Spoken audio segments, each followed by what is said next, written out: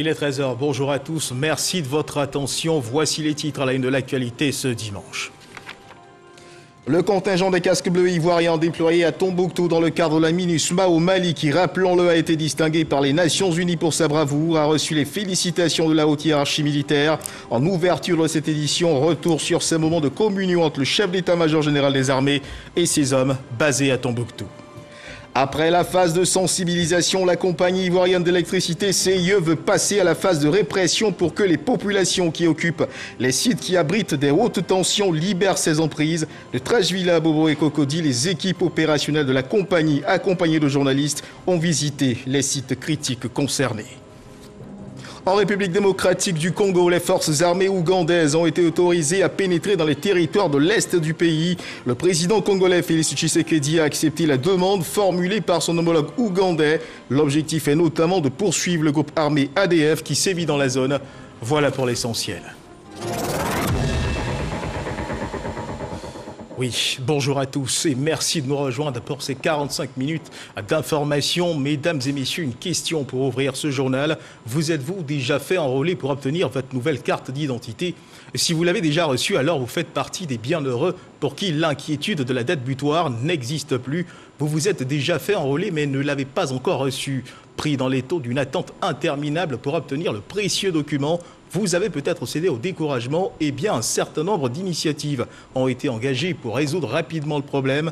Vous l'avez certainement compris, nous parlerons ce 13 h dans le cadre du Dimanche Magazine du processus d'identification des personnes résidant en Côte d'Ivoire. Nous essaierons surtout de faire l'état des lieux de ce processus conduit par l'Office national de l'état civil et de l'identification, l'ONECI, créé en 2019, remplacement de l'Office national de l'identification ONI, dissous. Et notre invité de ce 13 h, c'est le directeur général de l'Office national de l'état civil et de l'identification, l'ONECI, M. Sitioni Yenakafana. Bonjour, monsieur le directeur général, et merci d'être avec nous sur ce plateau.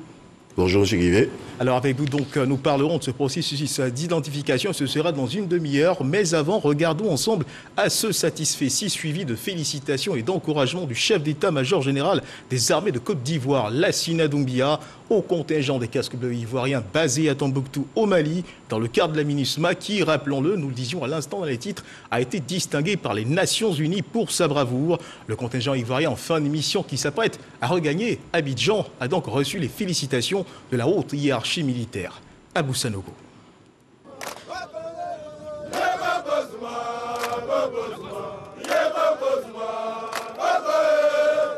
C'est cette ambiance qui a prévalu au 1er bataillon d'infanterie ivoirien à Tombouctou, si au secteur ouest de la MINUSMA. La mission multidimensionnelle intégrée des Nations Unies pour la stabilisation au Mali, à l'arrivée du chef d'état-major général des armées, le général de corps d'armée Lassina Doumbia, venu s'enquérir du moral de ses hommes. Déployé sur le théâtre malien depuis 2 ans, dans le cadre d'une mission de paix de l'ONU, le contingent ivoirien s'est distingué par son professionnalisme à toute épreuve et très apprécié par l'ensemble des personnels du secteur ouest, ce qui lui vaut d'être félicité par la haute hiérarchie militaire. Pour la première fois, la Côte d'Ivoire allait engager un bataillon autonome. Avec l'expérience que tous les autres pays avaient, je me demandais si on n'allait pas éprouver des difficultés pour être à la hauteur. Mais vous êtes allés au-delà de nos espérances. Et ça, je voudrais vous féliciter pour cela. Désormais, vous pouvez vous considérer comme une excellente unité. Vous avez de l'expérience, vous avez acquis de l'expérience, vous avez de bons réflexes. Bravo à vous. La Côte d'Ivoire vous sera reconnaissante. Une visite fort appréciée par les 650 hommes du contingent ivoirien.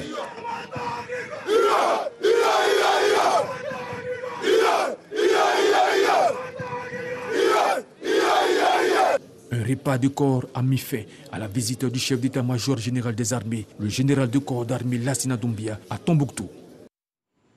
La bravoure, voilà qui mérite d'être encouragée. Certains comportements, eux, ne méritent pas d'être encouragés. Par exemple, habiter des sites abritant les pylônes de haute tension. Après la phase de sensibilisation de la compagnie ivoirienne d'électricité, la CIE veut passer à la phase de répression pour que les populations qui les occupent libèrent ces emprises. De Trècheville à Abobo et Cocody, les équipes opérationnelles de la compagnie nationale d'électricité ont visité ces sites. Il y avait des journalistes dans leur rang. Le reportage de Cheikh Koné.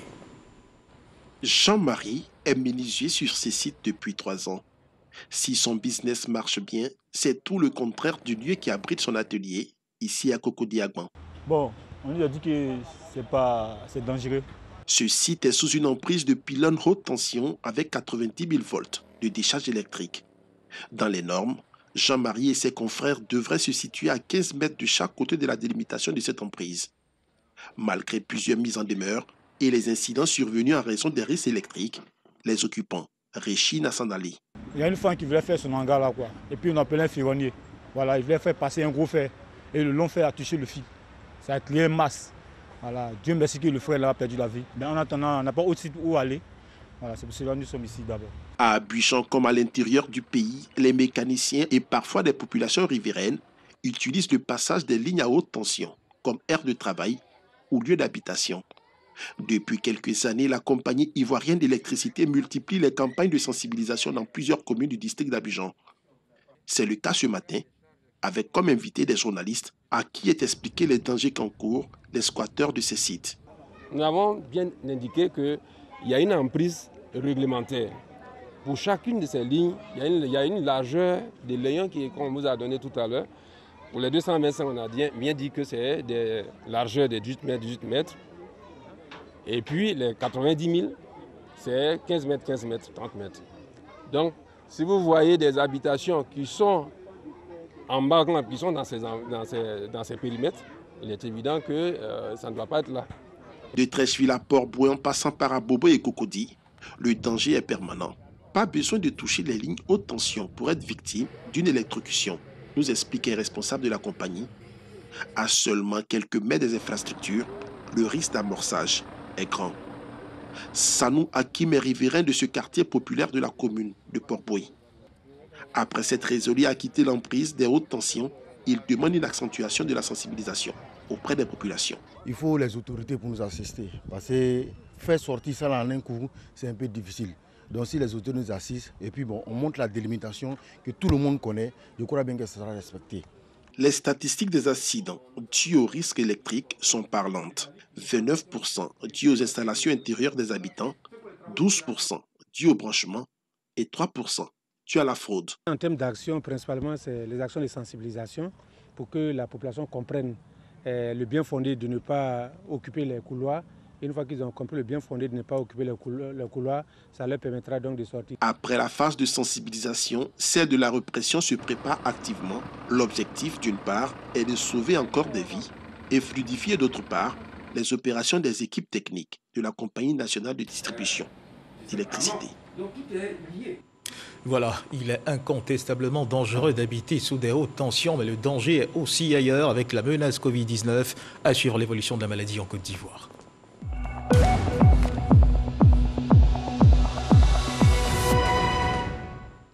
Le ministère de la Santé et de l'Hygiène publique de la couverture maladie universelle a enregistré hier samedi 27 novembre 2021 18 nouveaux cas de Covid-19 sur 2580 échantillons prélevés, soit 0,7% de cas positifs, 20 guéris et 0 décès. À la date donc du 27 novembre 2021, la Côte d'Ivoire, notre pays, compte donc 61 704 cas confirmés, dont 60 684 personnes guéries, 704 décès et 316 cas fictifs. Le nombre total d'échantillons est de 1 147 166. Le 26 novembre, 40 768 doses de vaccins ont été administrées, soit un total de 4 390 681 doses du 1er mars au 26 novembre. Le ministre de la Santé et de l'Hygiène publique de la couverture maladie universelle invite toutes les personnes de plus de 18 ans à se faire vacciner dans les centres de vaccination. La vaccination contre la Covid-19 qui, on le répète, est gratuite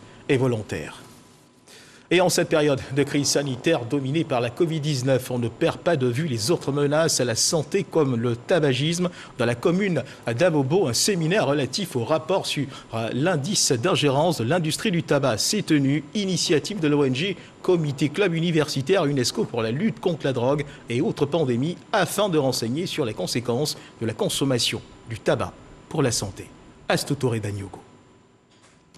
Comment freiner l'ingérence de l'industrie du tabac et renforcer les capacités des acteurs à la prévention du tabagisme en Côte d'Ivoire? Des problématiques qui réunissent l'ONG Comité Club Universitaire UNESCO pour la lutte contre la drogue, CLUCOD, et d'autres acteurs de la lutte anti-tabac. 28 années durant, l'ONG Clucode s'est engagée à soutenir et à sensibiliser les communautés pour réduire l'expansion et l'impact de la drogue, du tabagisme, l'alcoolisme, le VIH ainsi que d'autres pathologies. Malgré la pandémie de la Covid-19, l'ONG Clucode ainsi que les partis civils ont décidé d'intensifier la lutte afin d'attirer l'attention des pouvoirs publics et la population sur leurs engagements et les risques. L'ONG invite les décideurs politiques à réduire la prévalence du tabagisme qui est actuellement de 14% avec 9111 décès selon Atlas Tobacco. Elle invite à la protection de la santé publique en renforçant les mesures de lutte anti-tabac. La société civile mène plusieurs activités pour attirer l'attention des pouvoirs publics sur leur engagement pris et la population sur les risques qu'elle encourt. C'est le lieu d'inviter tous les participants à partager et relayer les points essentiels de ce rapport partout où il sera nécessaire pour qu'il n'y ait plus d'ingérence de l'industrie du tabac dans les politiques de lutte anti-tabac en Côte d'Ivoire. Rappelons que le tabagisme est un facteur de risque de la Covid-19. Signé Astotore Daniogo et l'Agence ivoirienne de régulation de la mutuelle sociale vient de présenter une plateforme de collaboration des mutuelles sociales agréées. Ce sont 45 mutuelles qui figurent au sein de cette plateforme. L'objectif est de lutter contre la Covid-19 et les autres risques socio-médicaux. L'initiative bénéficie du soutien du ministère de l'Emploi et de la Protection sociale. Didier Nguessan. Si la riposte contre la Covid-19 est gérée directement par le gouvernement à travers le Conseil national de sécurité et le ministère de la Santé avec en prime une prise en charge gratuite des malades, les mutuelles sociales veulent s'y impliquer davantage. 45 mutuelles agréées pour plus de 318 000 adhérents et couvrant près d'1 million de personnes lancent officiellement leur plateforme de collaboration en vue de partager les bonnes pratiques. Les soins sont gratuits quand on va dans les établissements publics, mais il va sans dire que c'est un coût avéré au niveau de l'État. Alors la relève va être prise par les mutuelles elles-mêmes. Donc il faut les renforcer par rapport à cette prise en charge de cette pandémie au niveau des mutuelles sociales. Pour les mutualistes, la crise sanitaire a impacté la prise en charge des pathologies courantes et l'organisation interne des mutuelles. Cette plateforme vient renforcer leur résilience et le bien-être des travailleurs pour qui la couverture maladie universelle a été mise en place par la tutelle. J'ai invité les mutualistes à créer un observatoire des assurés de la CMU. Tous les problèmes qui vont apparaître au niveau de l'enrôlement, au niveau de la production des cartes, au niveau de la distribution des cartes, au niveau de la collecte des cotisations. Ce comité de coordination-là va recevoir les plaintes et les remontées. Le ministre Adama Kamara a installé le comité de pilotage de la plateforme de collaboration des mutuelles sociales. Ils ont consacré plusieurs années de leur vie au service de la RTI. Ils sont nos doyens. Aujourd'hui à la retraite, ils se sont réunis au sein d'une amicale dénommée l'Amicale des anciens de la RTI. Les membres de cette amicale ont été reçus par le directeur général de la RTI, M. Fosséni Dambélé, qui n'a pas manqué de leur exprimer sa gratitude pour leur contribution au développement de l'entreprise, leur promettant de les accompagner dans les différentes activités. Orphée Conan, Walter Amadou Ouattara. La volonté des anciens agents de la RTI, tout corps de métier confondus, celle de renforcer et de perpétuer les liens d'amitié et de fraternité déjà établis entre eux du fait de longues années de service, a engendré la création de l'amicale des anciens de la RTI, 2A RTI. Avec le soutien du directeur général de la RTI, Fosséni Dambélé, l'amicale des anciens de la RTI a vu le jour le 8 mai dernier. Cette organisation apolitique à but non lucratif a pour objet de fédérer ses membres autour de la solidarité afin de susciter un réseau d'entraide mutuelle. Élu premier président de l'organisation à l'issue d'une assemblée générale, Emmanuel Kofi, ancien journaliste sportif à Radio Côte d'Ivoire, traduit sa gratitude au directeur général de la RTI pour son entière disponibilité à soutenir la 2A RTI. Nous pouvons remercier le directeur général parce qu'il a énormément contribué à la création de cette amicale. L'amicale qui va permettre aux anciens de se retrouver et de partager encore des instants, nous l'espérons, agréables, vu que quand nous étions en situation professionnelle, pour certains à la radio, pour d'autres à la télé, Nous avons vécu non seulement des moments professionnels, mais aussi des moments de convivialité que nous espérons pouvoir recréer à travers cette amicale. Le directeur général a fait part de sa considération et de son attachement envers les anciens agents de la RTI qui ont contribué à la vie de l'entreprise. Cette mutuelle, il fallait la créer, vous l'avez fait. Votre œuvre est connue et reconnue et vous demeurez dans le patrimoine humain de la conscience collective de la Côte d'Ivoire et aussi naturellement et avant tout de la RTI. L'amicale souhaite aussi être associée à certaines activités de la maison. Des membres de la 2A RTI sont prêts à partager leurs expériences avec les agents en activité. Le bureau exécutif de la 2A RTI a prévu une rencontre avec le ministre de la Communication, des Médias et de la Francophonie pour l'informer de la création de cette organisation.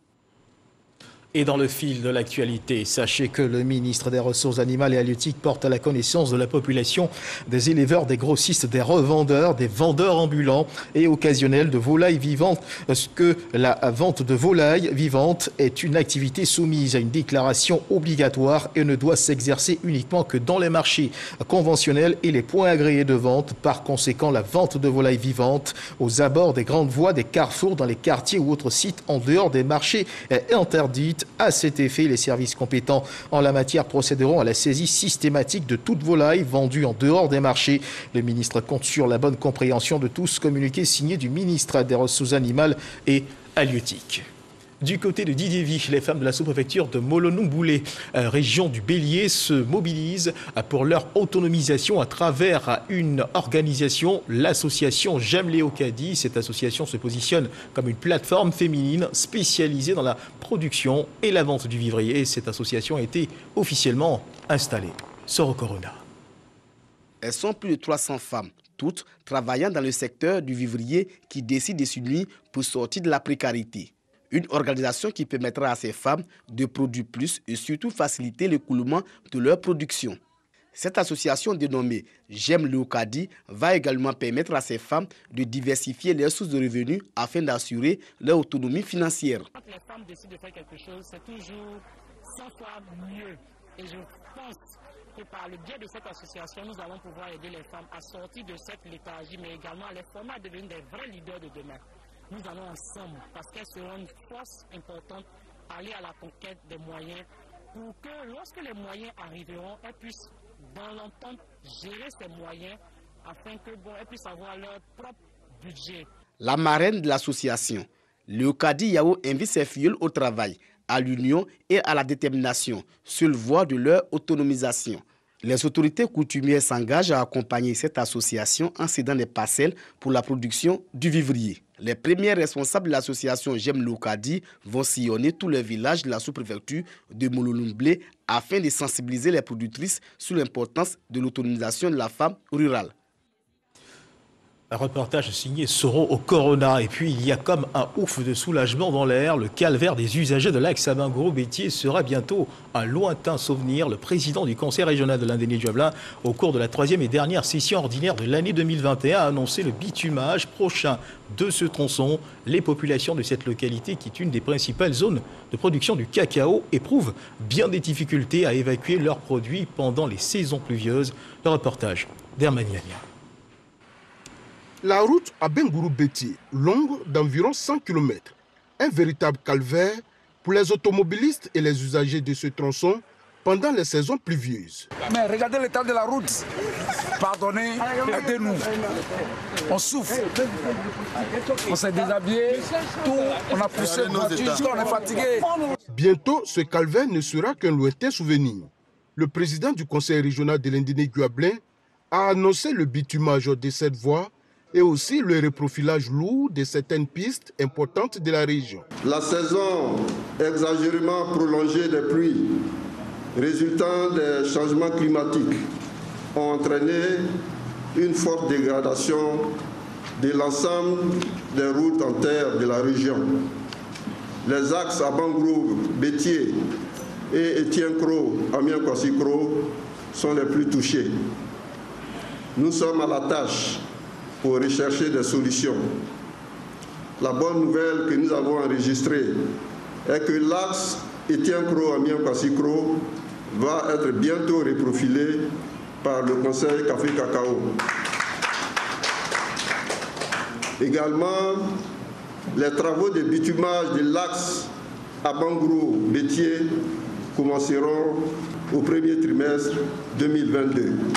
Ces informations ont été données au cours de la 3e session ordinaire de l'année 2021, session au cours de laquelle le budget primitif de l'exercice 2022 qui s'équilibre en recettes et en dépenses à la somme de 2 186 097 000 francs CFA a été adopté. Wadia Issé, tout en saluant les actions déjà menées, a indiqué que d'autres projets seront encore exécutés afin de poursuivre la dynamique de développement en cours pour hisser l'Indéné-Guablin au rang des régions les plus développées de la Côte d'Ivoire. Et au chapitre de la religion, voici 70 ans aujourd'hui que le christianisme a foulé le sol des peuples Ngban et Nzipli. Et c'est avec allégresse que ces peuples ont célébré cet anniversaire. Pour l'occasion, une messe a été dite à la paroisse Saint-Pierre de Raviard. Pour marquer l'événement, le président du Sénat et plusieurs ministres de la République ont assisté à la messe. Ils ont invité le peuple de Dieu à œuvrer pour la paix partout en Côte d'Ivoire. Kader Sogodogo. La paroisse Saint-Pierre de Raviard. 70 années d'évangélisation, 70 années que les peuples Ngban et Nzipli ont accepté le Christ. L'événement se fête du beau monde pour célébrer l'anniversaire de l'arrivée en 1951 du révérend Père Claude Lazinier pour annoncer la bonne nouvelle.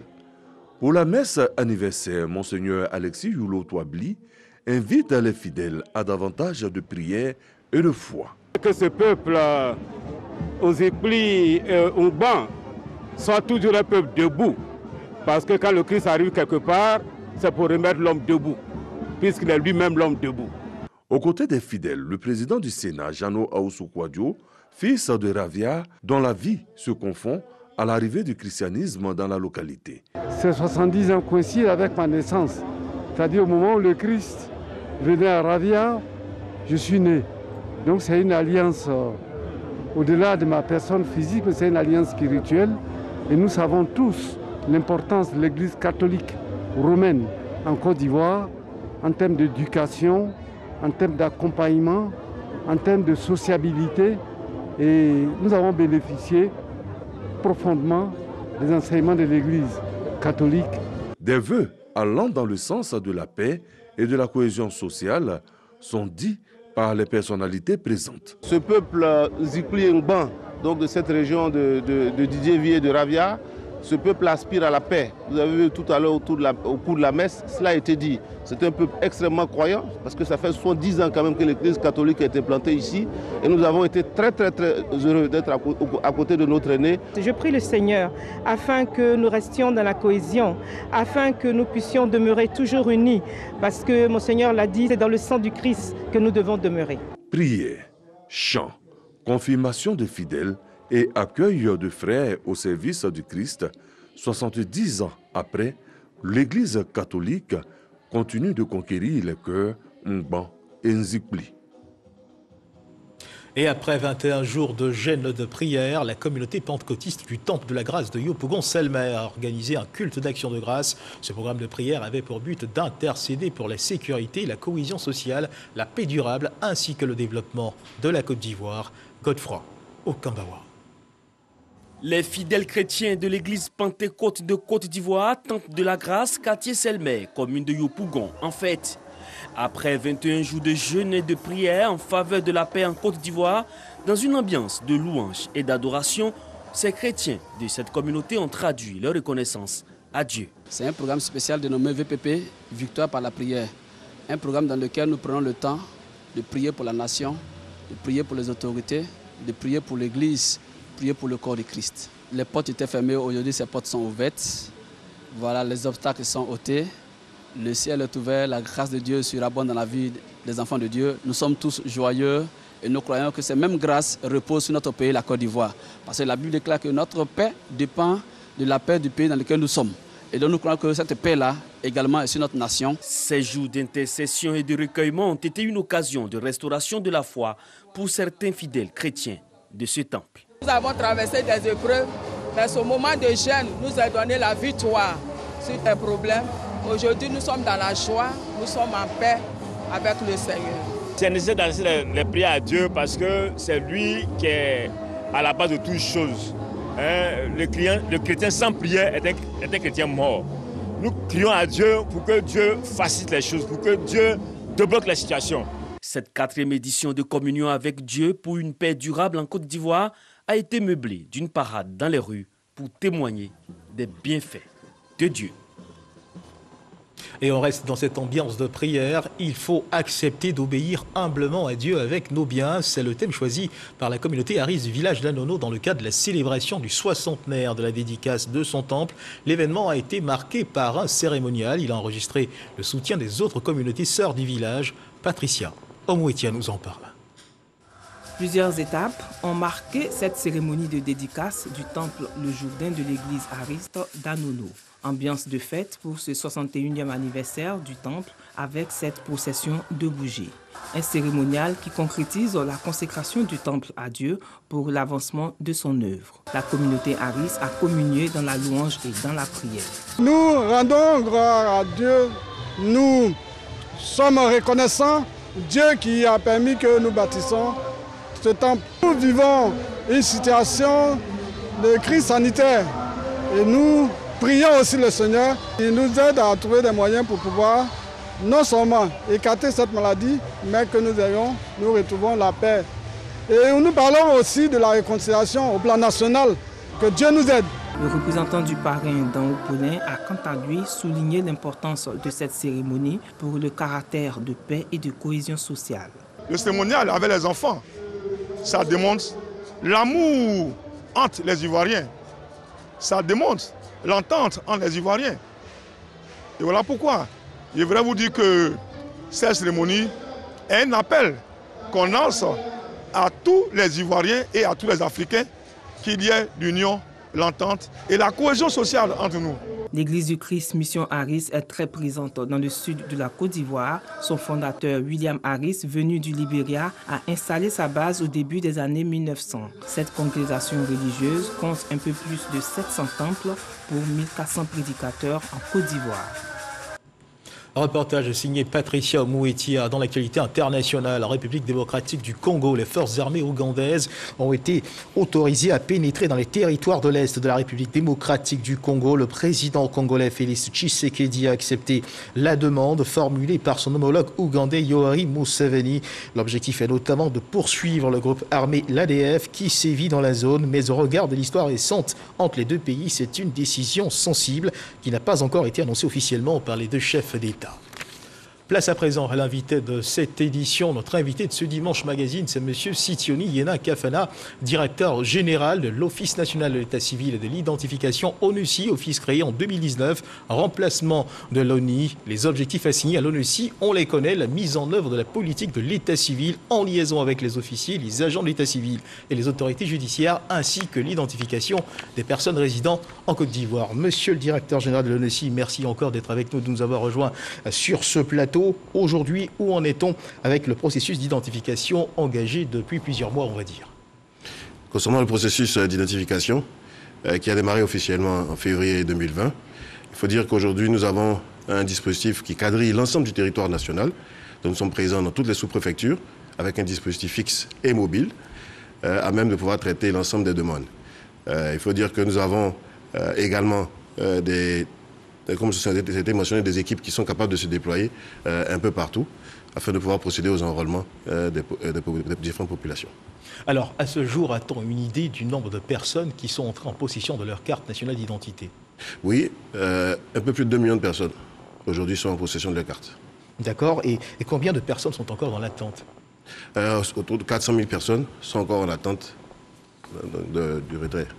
Alors, notons que les questions précédentes concernaient uniquement les personnes qui se sont déjà faites enrôler. Peut-on avoir une estimation du nombre de personnes qui ne l'ont pas encore fait sur la base, bien sûr, des chiffres dont vous disposez?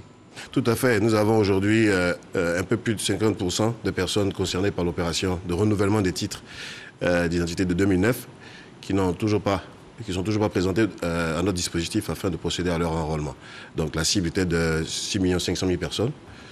Et donc aujourd'hui, un peu plus de 50% de ces personnes ne sont toujours pas enrôlées. Alors, démarré il y a plusieurs mois, comment réagissent les populations à cette opération? Sont-elles, on va dire, manifestent-elles un engouement particulier? Traînent-elles les pas? Comment est-ce qu'elles réagissent vis-à-vis du processus? Alors, il faut dire que depuis la dernière prorogation donc, au 26 mai 2021, nous avons constaté progressivement une réduction donc, dans le taux d'enrôlement des populations. Et donc, effectivement, les populations traînent un peu les pas. Mais nous avons remarqué, effectivement, depuis quelques jours, qu'à l'approche donc de l'expiration de la date de validité, les chiffres commencent à monter en termes d'enrôlement. Et qu'est-ce qui, selon vous, explique que ces populations traînent les pas? Alors, je pense bien que, d'après le retour en tout cas que nous avons du terrain, les populations attendent justement de s'approcher du 31 décembre, puisque les retours que nous avons, c'est que les cartes sont encore valides et donc elles ne sentent pas la pression pour le moment. En tout cas, elles attendent justement la dernière minute pour aller retirer ces cartes, n'est-ce pas? Alors il y a aussi un fait important, il y a que certaines cartes attendent justement et bien sagement leurs acquéreurs. Comment est-ce que vous l'expliquez? Alors ces cartes déjà produites qui sont stockées attendent d'être retirées. Est-ce que c'est normal? Alors c'est pas normal dans le sens où nous mettons tout en œuvre pour notifier les populations, notamment par SMS. Nous avons notre centre d'appel également qui a été mis en contribution. Nous avons au-delà de ces méthodes classiques de notification, nous avons également une plateforme en ligne qui permet donc de pouvoir vérifier le statut de la carte. Et même en zone rurale, nous avons des opérations qui sont organisées avec le corps préfectoral. Nous avons des griots qui sont mis à contribution. Nous mettons vraiment tout en œuvre afin de pouvoir notifier les populations. Mais, encore une fois, les populations traînent les pas parce que les cartes de 2009 sont encore valides jusqu'au 31 décembre. Et parlons justement de réaction des populations. Nous avons d'une part, bien sûr, celles qui ont pu déjà retirer leurs cartes et qui ne sont donc pas inquiètes de la date butoir ou d'expiration des cartes utilisées en ce moment. Et nous avons d'autre part celles qui n'ont pas encore reçu leur carte, bien que c'est en fait enrôlé il y a plusieurs mois. À quoi est dû ce retard observé? Alors, avant de répondre à cette question, permettez-moi de préciser que cette opération d'identification consiste donc à produire des titres sécurisés sur la base du registre national des personnes physiques. Nous sommes ici donc dans un processus de construction d'un registre des populations qui a pour objectif de centraliser toutes les données alphanumériques, biométriques et biographiques des populations. Alors, je tiens à préciser cela parce que justement dans le cadre de cette opération depuis l'année dernière, nous avons constaté qu'un certain nombre de données étaient erronées, notamment de données qui émanent de la base donnée de 2009 par exemple, où nous avons constaté des erreurs notamment au niveau des centres d'état civil. Je vous donne un exemple. Dans beaucoup de cas, nous avons par exemple au niveau d'Abidjan constaté que des personnes sont nées à Abidjan. Abidjan n'est pas un centre d'état civil. Dans le cadre de ce processus-là, nous sommes obligés donc, de nous aligner sur les normes en ce qui concerne l'état civil national, qui donc nous oblige donc à aligner donc les lieux de naissance sur les centres d'état civil tels que normés au niveau national. Au-delà de cela, également, il faut dire que ce document que nous produisons est un document de voyage. Un document de voyage, qui, ce qui concerne la photo, doit répondre à des normes internationales, notamment la norme ICAO. Et c'est un certain nombre de photos qui ont été prises justement dans les premiers mois de l'opération d'identification l'année dernière n'étaient pas conformes à cette norme. Donc nous attendons donc à corriger cela. Nous avons un processus de correction qui a été mis en œuvre depuis plusieurs mois. Nous notifions les personnes concernées justement de ce fait-là, afin qu'elles se dirigent vers nos centres, afin de corriger, procéder à ces corrections-là. Mais cela ne concerne pas justement la majorité des personnes, parce qu'aujourd'hui, le constat est que le dispositif a été nettement amélioré et arrive à produire la majorité des demandes de renouvellement en moins de 45 jours. Alors ce dispositif amélioré qui permet justement de rattraper ces erreurs, en quoi consiste-t-il véritablement? C'est vrai qu'il y a des notifications qui sont envoyées aux personnes sur lesquelles on a pu enregistrer certaines erreurs, mais de façon précise et détaillée. En quoi consiste-t-il ce dispositif? Alors essentiellement, il s'agit donc pour ces personnes-là de se rendre vers le centre, n'importe lequel de nos centres sur le territoire national, puisque ces centres sont habilités à procéder à des corrections, et puis de se munir donc de leur extrait de naissance, Et lorsque ces personnes se présentent dans cette centre-là, nous procédons donc aux corrections en fonction du cas de figure. Donc les agents sont formés à l'effet de pouvoir donc procéder à ces corrections-là. Et s'il s'agit d'une photo, donc nous reprenons la photo. S'il s'agit de corriger le lieu de naissance, nous le faisons sur la base donc de l'extrait de naissance afin que donc cette carte puisse être produite donc quelques jours après. Alors, les anciennes cartes ne seront plus donc valables après la fin de l'année 2021, c'est bien cela. À l'approche de cette échéance, votre office a multiplié les actions. Vous étiez en train de faire l'ébauche de ces actions il y a quelques minutes et vous avez choisi d'aller sur le terrain pour voir un peu comment les choses sont menées, comment est-ce que cette action se tient auprès des populations. Notre reporter, Konaté Moussa, était avec vous dans une visite terrain au cours d'une visite terrain que vous avez engagée. Suivons ensemble son reportage. Opération d'établissement de la carte nationale d'identité. L'Office national de l'état civil et de l'identification opte pour la proximité. Les sites d'enrôlement se multiplient et se rapprochent des populations, comme ici dans ce quartier, à Trècheville. Nous recevons le renouvellement, nous recevons la nouvelle demande, nous recevons la modification, nous recevons les corrections. Pour quelqu'un qui vient pour une nouvelle demande, il a tout au plus jusqu'à 10 minutes pour terminer. Mais pour quelqu'un qui vient pour un renouvellement, nous avons tout au plus 5 minutes pour libérer la personne. Pour un retrait, avec le PC, nous avons 1 à 2 minutes selon que les empreintes passent ou pas. Si les empreintes passent normalement, 1 minute même suffit largement pour libérer le pétitionnaire. Nous prenons plus de 300 personnes par jour. Autre lieu, ce site offert par les autorités municipales de Marcory, situé non loin du stade Robert Champrou. J'ai fait la demande dans le mois d'août. Et le rendez-vous, c'était le 25, 9e mois, 25 septembre. Donc là, je n'étais pas là et c'est maintenant que je suis venu retirer la carte. Je suis satisfaite déjà de savoir que la carte est disponible et que je vais la voir maintenant. En plus des centres dans les quartiers et commissariats, des agents de l'ONESI sont installés dans des entreprises, notamment au siège de la MUGEFSI, au Plateau, et dans cette agence de téléphonie mobile à Marcory. Notre modèle d'affaires, banque digitale, est soutenable si nos clients ont leur pièce d'identité. Donc ce n'est pas un modèle de banque où les gens peuvent initier des opérations uniquement avec leur permis de conduire ou quoi. Il faut avoir bénéficié de sa pièce d'identité.